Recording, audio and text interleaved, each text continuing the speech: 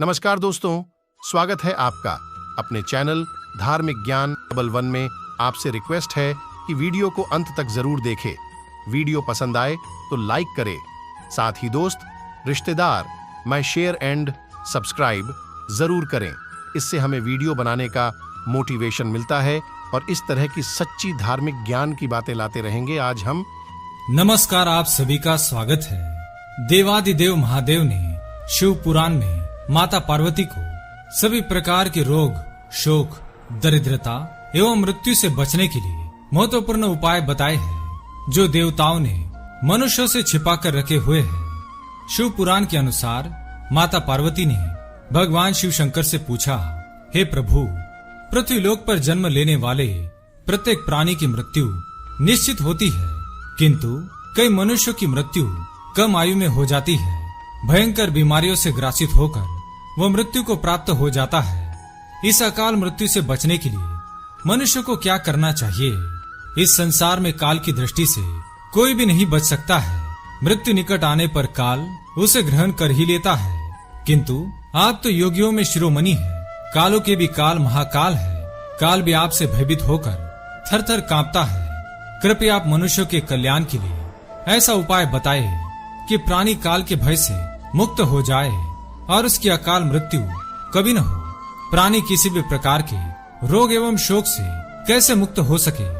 माँ पार्वती द्वारा पूछे जाने पर भगवान शिव शंकर ने उन्हें अकाल मृत्यु, दुख, दरिद्रता एवं रोगों से मुक्ति के लिए बहुत ही महत्वपूर्ण उपाय बताए हैं, जो देवताओं ने मनुष्यों से छिपा कर रखे हैं।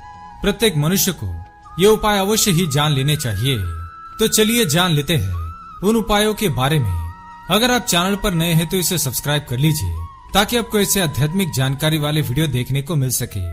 साथ ही वीडियो को लाइक करना ना भूलिए। भगवान शिव शंकर कहते हैं, श्रेष्ठ देवता, दैत्य, यक्ष, राक्षस, नाग और मनुष्य किसी के भी द्वारा काल का नाश नहीं किया जा सकता है, परंतु जो मनुष्य ये उपाय करता है वह शरीरधारी होने पर भी बड़ी ही सरलता से काल को नष्ट कर देता है। मनुष्य का पंचभौतिक शरीर सदा उन भूतों के गुणों से युक्त ही उत्पन्न होता है और अंत में उन्हीं में इसका विलय हो जाता है। मिट्टी के देह मिट्टी में मिल जाते हैं। आकाश से वायु उत्पन्न होती है। वायु से तेजस तत्व प्रकट होता है। तेज से जल का प्राकट्य बताया गया है और जल से पृथ्वी का आविर्भाव होता है।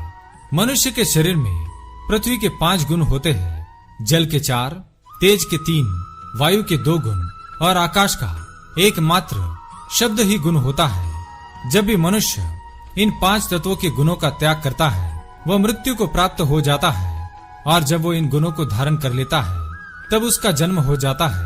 अतः इन गुणों को कभी त्यागना नहीं चाहिए। जो मनुष्य अकाल मृत्यु, रोग, शोक इत्यादि पर विजय पाने की कामना रखता है, वह प्रतिदिन प्रयत्न करके अपने शरीर के इन गुणों का चिंतन करे। एक आसन पर बैठकर प्राणायाम द्वारा योगाभ्यास करे। रात्रि के समय में जब सभी लोग सो जाए तो उस समय अंधकार में बैठकर वह ये उपाय करे तो वह सभी रोगों से मुक्त हो जाता है। मृत्यु का भय नष्ट हो जाता है और उसकी अकाल मृत्यु कभी नहीं होती है। वह उपाय इस प्रकार है।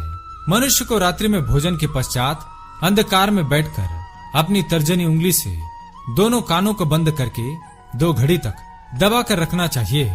ऐसा करने पर उसे अग्नि तत्व प्रेरित शब्द सुनाई देंगे। ये शब्द सुनाई देने पर मनुष्य के शरीर में भोजन क्षण भर में पच जाता है और संपूर्ण रोगों तथा ज्वार आदि प्रकार के उपद्रवों का शीघ्र नाश हो जाता है। जो भी मनुष्य प्रतिदिन ये उपाय करेगा, वह मृत्यु तथा काम को जीतकर जगत में स्वच्छंद विचरण करता है।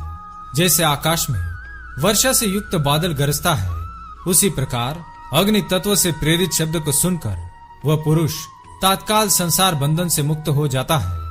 तदनंतर धीरे धीरे वह चिंतन किया हुआ शब्द क्रमशः सूक्ष्म से सूक्ष्मतर हो जाता है।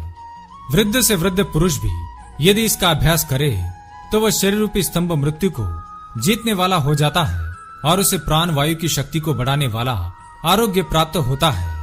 आइए अब जानते हैं दूसरे उपाय के बारे में, जिसे करने से व्यक्ति की अकाल मृत्यु नहीं होती है।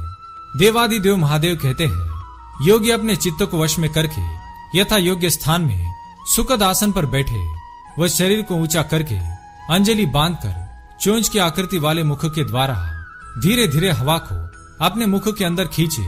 ऐसा करने से क्षण भर में ही तालू के भीतर स्थित जीवनदायी जल की बूंदें टपकने लगती है।